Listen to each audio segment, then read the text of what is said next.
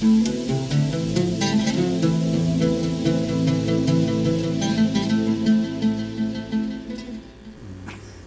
pemirsa TV, tadi ada pertanyaan dari Abi Husaini, bagaimana kalau ada seseorang penceramah itu mengeluarkan kata-kata yang menyinggung golongan lain, menyinggung sara dan sebagainya.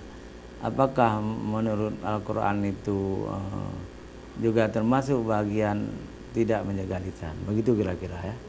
Silakan Ustadz Saifani ya. Silakan. Ya, kembali kita kepada ayat tadi, ya ayyuhalladzina amanu taqullaha wa qulu qawlan sadida. Hai orang-orang yang beriman, bertakwalah kamu kepada Allah, takutlah kamu kepada Allah. Karena apa yang kita ucapkan ini akan dicatat oleh malaikat, dan tidak pernah satu huruf pun tersisa atau terluput atau hilang dari catatan malaikat. Maka apapun yang kita ucapkan ini akan dipertanggungjawabkan di hadapan Allah Subhanahu wa taala. Maka Rasulullah SAW mengatakan, siapakah orang muslim itu? Ada sahabat tanya, ya Rasulullah, ayyul muslimina khairun? Siapakah orang muslim yang paling baik ya Rasulullah? Maka Rasul menjawab, man salimal muslimuna min lisanihi wa yadihi. Orang-orang muslim yang paling baik itu adalah orang muslim yang menjaga lisannya, yang menjaga tangannya, sehingga tidak melukai perasaan orang lain. Maka para penceramah, para dai dan siapapun dia, itu ketika kita berbicara itu kita harus hati-hati. Maka Syekh Hasan Al-Basri beliau mengatakan, orang yang beriman itu lisannya itu dikontrol oleh hati. Artinya lisannya di depan, hatinya hatinya di depan, lisannya di belakang, kira-kira dikontrol. Jadi kalau orang-orang munafik itu lisannya itu tidak dikontrol, terbalik terbalik. Maka ketika seseorang dalam keadaan emosi atau lain-lain sebagainya, maka inilah kontrol ini yang tidak ada. Makanya orang-orang yang beriman itu sebelum berbicara tentu harus mempertimbangkan sebelum berbicara itu. Karena apabila kita sudah berbicara, sulit bagi kita untuk merujuk kembali atau menarik kembali apa yang kita ucapkan. Maka antara hati, antara telinga, antara lisan itu punya keterkaitan. Kadang-kadang orang ngomongnya begini, tapi ketika didengar salah. Jadi ketika dalam pendengaran ini salah, maka salah pemahaman, kemudian terjadilah ucapan-ucapan yang lain, sehingga membuat keadaan menjadi tidak baik. Maka dalam masyarakat itu diharapkan lisan itu harus dijaga benar-benar, apalagi di dalam bulan suci Ramadan ini. Dengan sampai terjadi lisan ini mengupat, mencela, mencaci maki, menghina dan lain-lain sebagainya. Kan Allah mengatakan wala yaskhar qaumun. Janganlah suatu kaum itu mencela kaum yang lain. Maka Rasulullah SAW sangat senang kalau hambanya itu saling menghargai, saling memuji dan saling menghargai. Laisa minna, bukanlah golongan kami, malam yarham saghirina walam yuqir kabirina. Tidak termasuk umat kami, kata Nabi, tidak termasuk golongan kami, kata Nabi, orang-orang yang tidak menyayangi anak kecil dan tidak menghargai orang-orang yang lebih tua di antara mereka, baik karena tua umur ataupun tua karena tua ilmunya. Maka lisan ini sungguh sangat dipentingkan oleh Rasulullah SAW supaya kita benar-benar menjaganya, jangan sampai kita terjebak dalam kesalahan hingga akhirnya kita disiksa nanti di hari akhirat. Ya, baik. Dari Ibu Dewi di Pelanggahan, Assalamualaikum warahmatullahi wabarakatuh. Waalaikumsalam. Warahmatullahi wabarakatuh. Ustadz, saya ingin bertanya, bagaimana kalau orang tersebut orang yang berbuat jahat? Misalnya orang yang menjelek-jelekkan kita dan mereka itu tidak baik akhlaknya, lalu kita balas ucapan-ucapan kasar itu lebih kasar lagi kepada dia itu. Apa hukumnya di bulan Ramadan ini? Wassalam. Apa yang kedua teman? Tafadhal Ustaz. Baik, para pemirsa CTV yang berbahagia, tentu kembali kepada Al-Quran. Kita menjadikan Al-Quran sebagai pedoman baik dalam berbicara, dalam kehidupan kita sehari-hari. Bagaimana kalau kita menghadapi orang-orang yang keras tadi, orang-orang yang mereka mencela kita dan sebagainya. Maka Allah sudah menekankan idfa' billati hiya ahsan. Ya, tolaklah itu dengan cara yang baik. Ya. Kalau mereka mengujar dengan ujaran yang tidak baik, maka kita sampaikan kepada mereka, kita balas dengan yang lebih baik supaya kita tidak ikut-ikutan mereka. Ini menjadi teladan. Selain mereka tidak bisa membalas lagi apa yang kita sampaikan, juga menjadi teladan. Jadi ini panduan Al-Quran. Idfa' billati hiya ahsan. Tolaklah itu dengan cara yang lebih baik. Maka ada banyak cara. Ya. Kalau hari ini orang-orang yang terus berlaku kasar, itu karena diladeni kekasarannya. Coba kita jangan layani mereka. Mereka kasar, kita tetap baik. Mereka berlaku katakanlah selalu mengganggu kita. Ya. Kita coba hadapi mereka dengan cara-cara yang sebagaimana tadi dibacakan hadis, man kana yu'minu billahi wal yawmil akhir falyaqul khairan aw liyasmut. Kita diam saja kalau enggak ada bahasa lain yang kita gunakan, diam saja.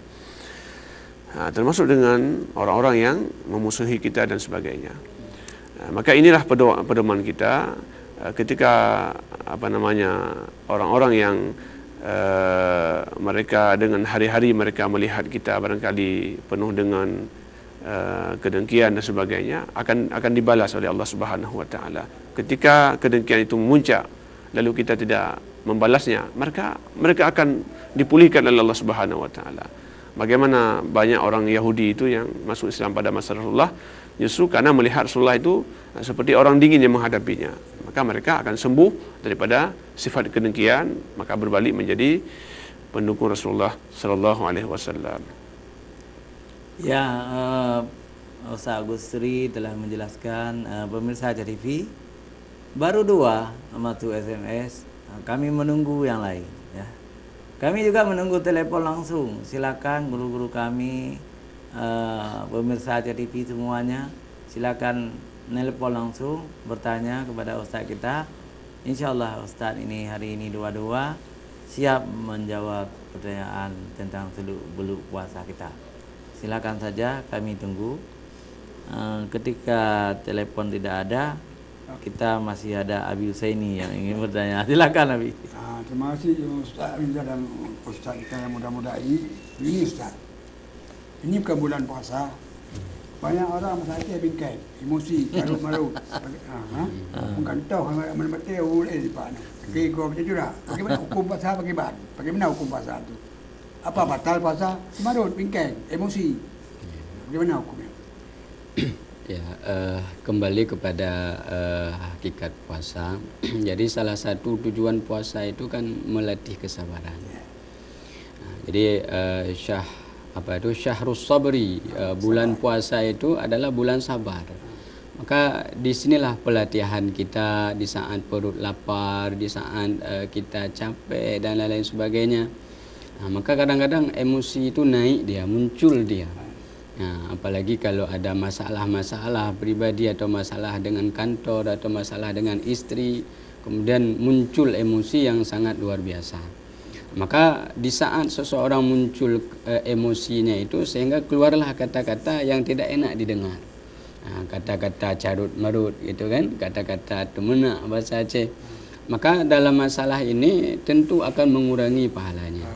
Maka Rasulullah dalam sebuah hadis beliau mengatakan, kalau ada yang mencaci makimu, kalau ada yang hendak minta berkelahi denganmu, katakanlah ini shaimun.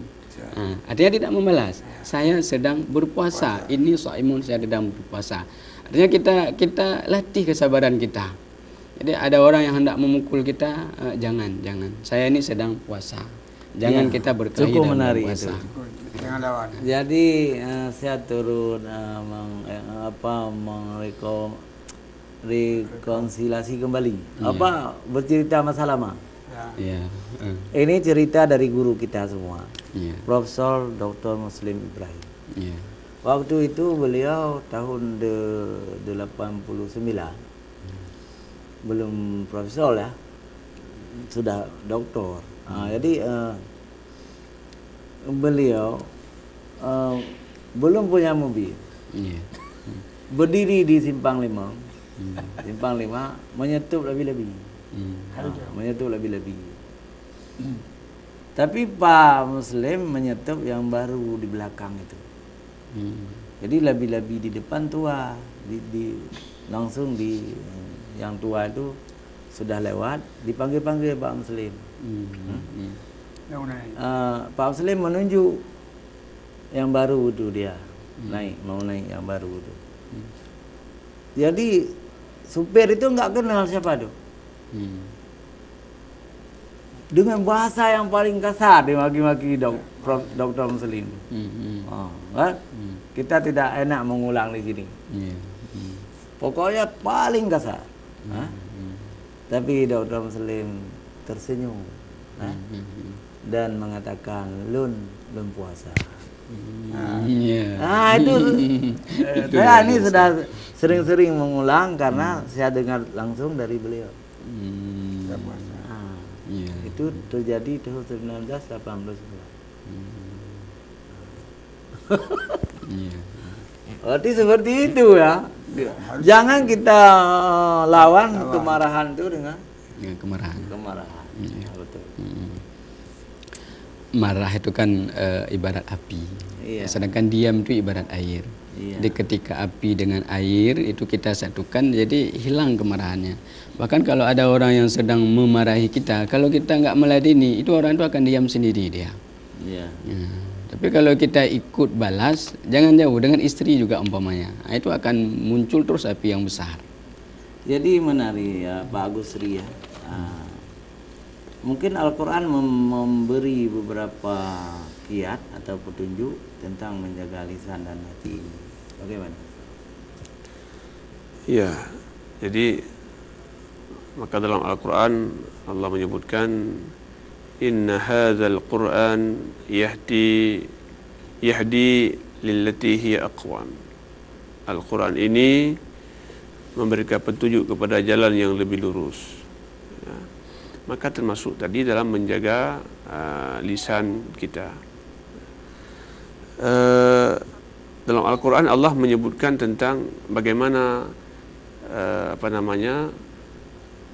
keharusan Rasulullah menghadapi orang-orang yang keras, orang-orang musyrik. Wasbir, ya. Wasbir itu banyak sekali dalam Al-Quran. Termasuk bersabar untuk menerima ketentuan Allah Subhanahu wa taala. Allah tidak langsung menghukum mereka. Maka Allah mengatakan wasbir li hukmi rabbik. Bersabarlah kamu atas ketentuan Allah. Walaupun itu Rasul ketika dihina, ketika dicela, bahkan ingin dibunuh, seakan-akan Allah akan membiarkan saja. Seakan-akan orang musyrik itu berkuasa menghina kaum muslimin dan sebagainya. Tetapi itulah ketentuan Allah. Menyuruh baginda kita untuk bersabar ketentuan itu. Maka salah satu di antara cara, apa kata Allah dalam Al-Quran? Wasbir li hukmi rabbik. Wasabbih bihamdi rabbika. Qabla tulu'i syamsi wa qabla al-ghurub. Maka pujilah Allah, pujilah Tuhanmu baik pada malam hari maupun sebelum terbitnya fajar. Jadi kondisi kita diminta untuk bersabar, kemudian diminta kita untuk memperbanyak zikir, memperbanyak ingat Allah, termasuk salat dan sebagainya. Sebenarnya apa korelasi antara kedua ini? Apa hubungannya? Jadi kita diminta untuk menghadapi orang-orang yang keras tadi dengan cara yang baik, Kemudian diminta kita untuk memuji Allah dan sebagainya. Inilah fungsinya. Yang pertama, karena kita ini dididik oleh Allah Subhanahu Wa Taala agar diri kita kuat, baik secara fisik maupun secara rohani, mental tadi. Kalau kita membalas apa yang mereka sebutkan, seperti kata Ustaz tadi,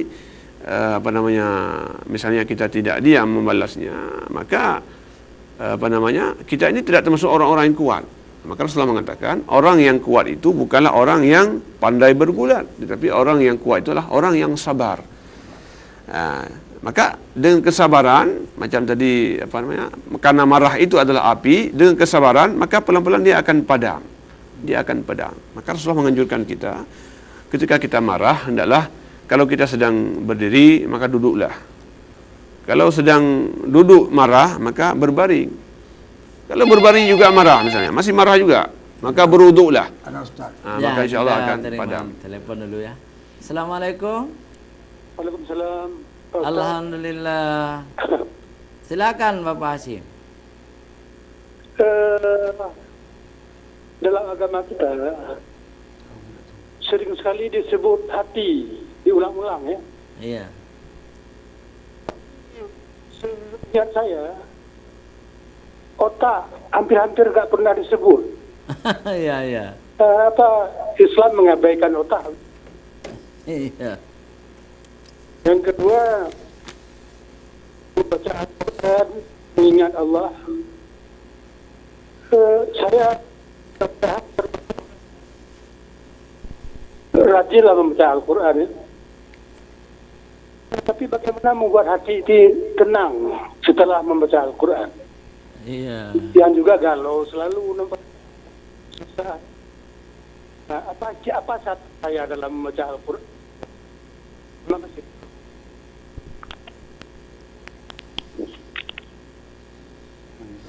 Halo, dah putus ni? Cabe sudah. Iya. Teruskan Pak, putus-putus. Ya. Sudah siap. Iya. Sudah. Waduh Bapak Hashim, mungkin pesawat kami ini kurang pas ya. Tapi dua pertanyaan sudah tertangkap Bapak, nanti kita coba lagi ya. Baik Bapak Hashim, sudah tertangkap dua. Kita jawab sekarang ya. Bapak Hashim bertanya, Al-Quran selalu menyebutkan hati, tapi tidak menyebutkan otak. Mengapa seperti itu? Itu yang pertama ya. Yang kedua, dalam Al-Quran juga ada ayat membaca Al-Quran itu menenangkan hati. Mengingat Allah itu menenangkan hati. Tetapi kenapa banyak orang membaca Al-Quran tapi hatinya tidak tenang?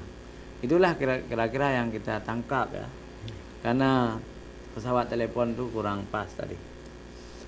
Silakan, ini ada dua pertanyaan, ada dua ustaz. Silakan, siapa duluan? Baik, yang pertama, kenapa tadi pembicaraan hati? Sebenarnya dalam Al-Quran Allah juga menyebutkan kata-kata otak, ada juga kan? Seperti afala taqilun sebenarnya. Ada banyak itu. Hanya saja penggunaan kata hati ini memang lebih dalam. Makanya ketika orang-orang kafir yang tidak menerima Al-Quran, tidak menerima Islam, mereka disebut hatinya bermasalah. Maka Allah sebutkan khatamallahu ala qulubihim. Allah sudah menutup hati mereka. Kenapa? Hati itu derajatnya di atas otak lagi. Nanti hati itu kita akan bahas kalau ada kesempatan lagi. Ada 4 tingkatan nanti. Jadi khatamallahu ala qulubihim, Allah sudah menutup hati mereka. Wa ala sam'ihim wa ala absarihim, juga pendengaran mereka. Jadi mereka mendengar tapi mereka tidak bisa menangkap dengan baik. Mereka melihat tapi seakan-akan kebesaran Allah itu tidak nampak pada mata mereka. Maka ketika Allah menyebutkan khatamallahu ala qulubihim, dikunci hati mereka, maka itu sudah termasuk akal mereka.